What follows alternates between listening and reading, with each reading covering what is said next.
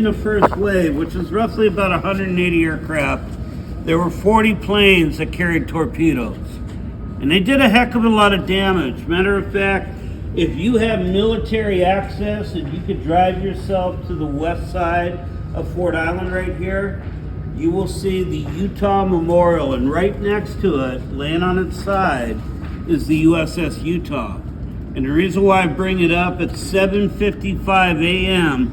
on the morning of December 7th, 1941, the Utah was one of the first ships to be torpedoed.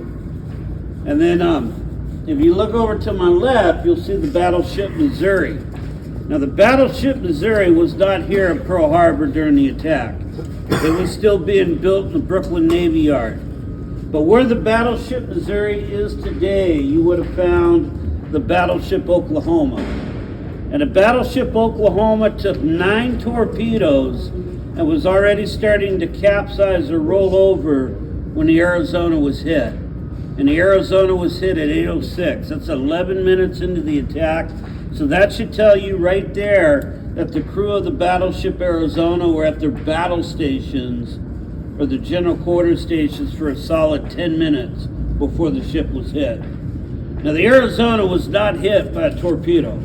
What actually took out the battleship Arizona was a 16-inch naval shell the Japanese reconfigured so they could drop it from high altitude. And it was carried by a Japanese Kate, that's a 3-man aircraft. They were flying in a tight 3-plane formation going in this direction at very high altitude. Bomb comes down and hits right here on the starboard side in between turrets 1 and 2. It angles down into the forward turret, and just like it was designed to do, it penetrated down 5 decks and then exploded at the bottom of the turret. That's the powder flats for the main magazine. It contained over 500 tons of black and smokeless powder. The explosion was so tremendous it lifted this 34,000-ton battleship completely up out of the water, then slammed her right back down. These forward decks crushed down like this. The bow was practically blown off, and fire consumed the entire engineering sections.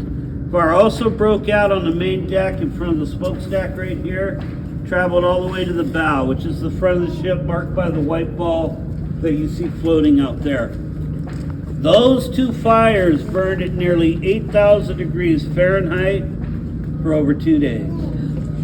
So by telling you that, do you now get a better understanding of what physically happened in nearly 3/4 of the Arizona's crew? And what's so incredibly tragic about what I just said is the fact that until the Navy would make their determination whether these individuals died on board or not, their families were told they were missing in action. And that would go on for weeks, months, and in one extreme case, the better part of a year to get that closure. Now, there were 335 survivors of the battleship Arizona. If they were on board the ship at the time of the attack, then most likely they were in the rear of the ship, and especially inside these 2 gun turrets. But out of the 335 survivors, as of the 31st of January, 2023, 2 survivors are still living. They're both 101 years old. All right?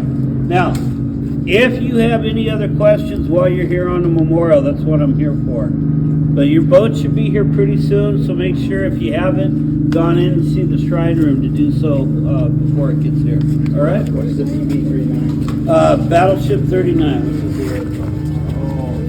Yeah, that BB is